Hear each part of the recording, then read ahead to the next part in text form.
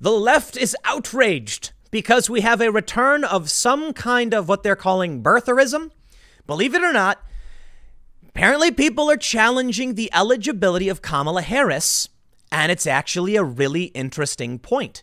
You see, the clause in the Constitution about birthright citizenship specifically says that not only must you be born here, a naturalized citizen, but you must be subject to the jurisdiction thereof.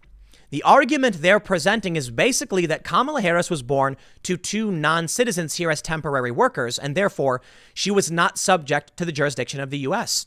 She was subject to the jurisdiction of India and Jamaica, and therefore, they argue, she's not a citizen. I think it's silly. I think it's dumb. I really do. I'm sorry, man. Look, I get it. We're not going to go back in time.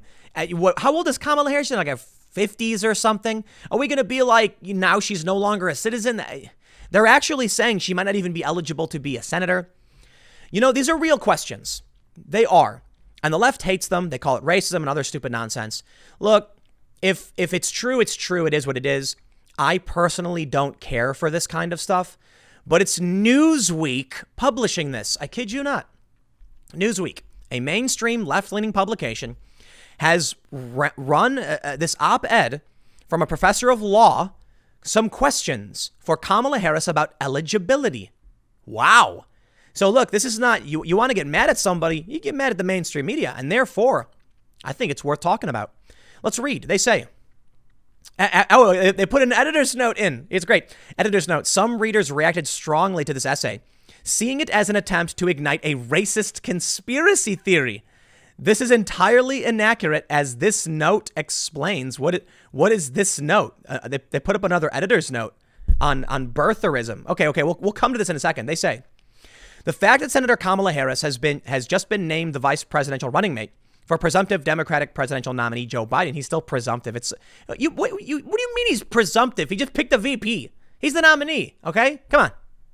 They say, the 12th Amendment provides that no person constitutionally ineligible to the office of president shall be eligible to that of vice president of the United States. And Article 2 of the Constitution specifies that no person except a natural-born citizen shall be eligible to the office of president. Her father was and is a Jamaican national. Her mother was from India, and neither was a naturalized U.S. citizen at the time of Harris's birth in 1964. That, according to these commentators, makes her not a natural-born citizen, and therefore ineligible for the office of the president, and hence ineligible for the office of the office of the vice president. Nonsense, runs the counter commentary. Indeed, PolitiFact rated the claim of ineligibility as pants on fire false. Snopes rated it simply false, and from the other side of the political spectrum, conservative Daily News likewise rated it false. All three, and numerous others, simply assert that Harris is eligible because she was born in Oakland and is therefore a natural-born citizen from location of birth. The 14th Amendment says so, they all claim, and the Supreme Court so held in the 1898 case, U.S. v. Wong Kim Ark. And now they shatter that narrative with a powerful argument. They basically say that, specifically pertaining to that Wong Kim Ark, these were permanent residents. A permanent resident is subject to the jurisdiction of the U.S., and therefore their children would be as well. Kamala Harris doesn't fit the bill. They say, but those claims are erroneous, at least as a citizenship clause of the 14th Amendment was originally understood. An error to which even my good friend, renowned UCLA School of Law professor Eugene Volokh has fallen prey. The language of Article 2 is that one must be a natural-born citizen. The original Constitution did not define citizenship, but the 14th Amendment does. And it provides that, quote, all persons born in the United States and subject to the jurisdiction thereof are citizens. Those who claim that birth alone is sufficient overlook to the second phrase, the person must also be subject to the jurisdiction of the U.S. And that meant subject to the complete jurisdiction, not merely a partial jurisdiction, such as that which applies to anyone temporarily sojourning in the United States, whether lawfully or unlawfully. Such was the view of those who authored the 14th Amendment Citizenship Clause of the Supreme Court of the United States in the 1872 Slaughterhouse cases and the 1884 case of Elk v. Wilkins of Thomas Cooley, the leading constitutional treatise writer of the day, and of the State Department, which in the 1880s issued directives to U.S. embassies to that effect. The Supreme Court's subsequent decision in Wong Kim Ark is not to the contrary. At issue, there was a child born to Chinese immigrants who had become lawful permanent residents in the U.S. Domiciled was the legally significant word used by the court. But that was the extent of the court's holding, as opposed to broader language that was dicta and therefore not binding. Indeed, the Supreme Court has never held that anyone born on U.S. soil, no matter what the circumstances of the parents, is automatically a citizen. Granted, our government's view of the Constitution's citizenship mandate has morphed over the decades to what is now an absolute birth on the soil, no matter what the circumstances view. But that morphing does not appear to have begun until the late 1960s, after Kamala Harris's birth in 1964. The children born on U.S. soil to guest workers from Mexico during the roaring 1920s were not viewed as citizens. For example, when in the wake of the Great Depression, their families were repatriated to Mexico, nor were the children born on U.S. soil to guest workers in the Bracero program in the 1950s and early 1960s deemed citizens when that program ended, and their families emigrated back to their home countries.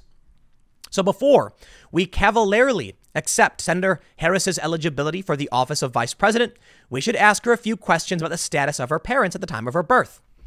This is really, really fascinating to see coming from Newsweek, and of course, there's a major backlash slamming them over this. They basically go on to say that her parents were temporary workers. It's a big argument that's been put forth many times. For instance, if someone is brought here, if someone flies here for a diplomatic mission, we don't consider their kids to be citizens. They're subject to the jurisdiction of their home countries. We now do have this phenomenon where if you're born here, you're a citizen. And this creates some kind of tourism program where pregnant women come visit the U.S., give birth in the U.S. so their kids can have citizenship. But this is a gaping hole in national security. I mean, this doesn't seem to make sense. You can't just fly here. I mean, at the time when we were starting to implement a lot of these programs and these ideas, we didn't have planes. So it didn't make sense that someone would try to come here just to have a kid. And even if they did, they didn't consider that kid to be a citizen because they weren't born of parents who were citizens or of parents who were under the jurisdiction of the country. It's an interesting argument. I don't know what to say to it. Apparently, however, they've been forced to address it. Editor's note. Eastman's Newsweek column has nothing to do with racist birtherism. Here comes the defense. Some of our readers have reacted strongly to the op-ed we published by Dr. John Eastman, assuming it to be an attempt to ignite a racist conspiracy theory around Kamala Harris's candidacy. Dr. Eastman was focusing on a long-standing, somewhat arcane legal debate about the precise meaning of the phrase, subject to the jurisdiction thereof. No, I'm sorry, Newsweek, you don't get to walk it back. You literally ran an article saying she's not eligible. Look, they say, were Harris's parents lawful permanent residents at the time of her birth? If so, then under the actual holding of Wong Kim Ark, she should be deemed a citizen. That is, a natural-born citizen. Or were they instead, as seems to be the case, merely temporary visitors, perhaps on student visas issued pursuant to Section 101.15F of Title I of the 1952 Immigration Act? If the latter were indeed the case, then derivatively from her parents, Harris was not subject to the complete jurisdiction of the U.S. at birth, but instead owed her allegiance to a foreign power or powers, Jamaica, in the case of her father, and India, in the case of her mother, and was therefore not entitled to birthright citizenship under the 14th Amendment as originally understood.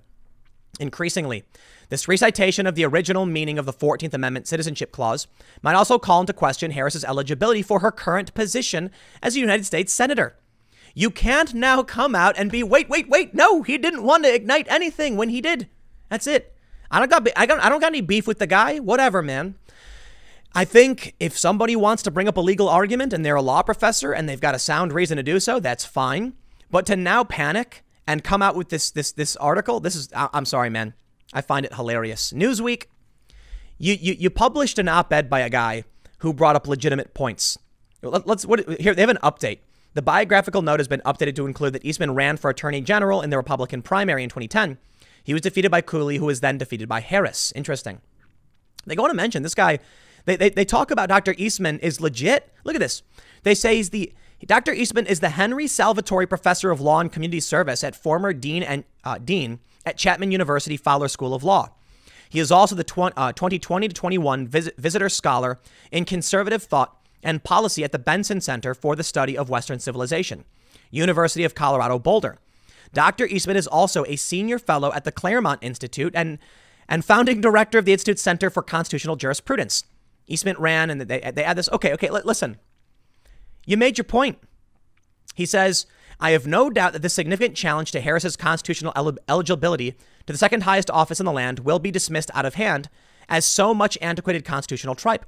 But the concerns about divided allegiance that led our nation's founders to include the natural born citizen requirement for the office of president and commander-in-chief remain important indeed. With persistent threats from Russia, China, and others to our sovereignty and electoral process, those concerns are perhaps even more important today. It would be an inauspicious start for any campaign for the highest offices in the land to ignore the Constitution's eligibility requirements. How else could we possibly expect the candidates, if elected, to honor their oaths to faithfully execute the office of the President of the U.S. and, to the best of their ability, preserve, protect, and defend the Constitution of the United States? So I think we get what he's trying to say, and I think they've presented his credentials. We have a problem in this country with people refusing to talk about important issues because they don't want to be smeared for being racist. Sorry, you gave me this guy's credentials. I hear what he has to say. I guess we'll see how it goes. You don't get to walk it back now and panic because you've sparked what you're calling racist birtherism. If someone isn't a citizen, well, then there you go. What do you want me to say about it? Hey, I'll tell you what, man. I think a lot of this is always silly. I really do. But this is a guy of merit presenting an argument. Instead of calling it racist, counter the argument. If not, well, I don't know what you expect from me, but I'm reading Newsweek here. It's a mainstream media publication. I got another segment coming up in a few minutes. Stick around, and I will see you all shortly.